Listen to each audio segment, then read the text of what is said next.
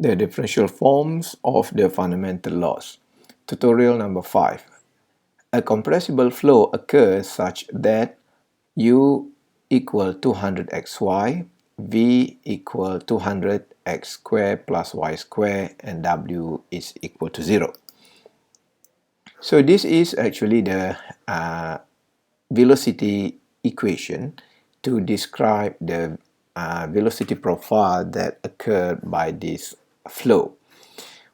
Find the rate at which the density is changing at the point 2 meter and 1 meter, where the density is 2.3 kilogram per meter cube.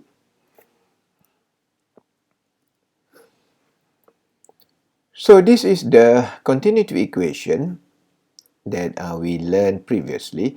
It can be simplified as del dp over dt plus rho del u over del x plus dv over del y plus del w over del z is equal to 0.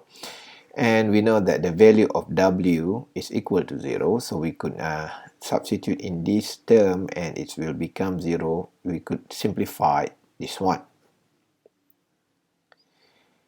So and then we bring the value, the terms of rho del u del x plus del v del y to the right side. So we have dp over dt del rho, d rho over del t equal to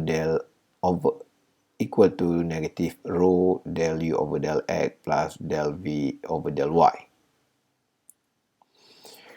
And then to substitute the value in this equation, we need to use the equation that given in the question previously to fulfill the value of du dx and dv dy.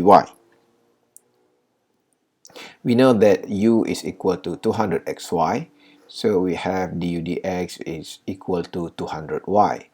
And v is equal to 200x squared plus y squared, so we have dv dy is equal to 400 and y. And the coordinate is 2 meter and 1 meter, so we assume it is the coordinate of x and y, so we could write as 2 and 1 like this.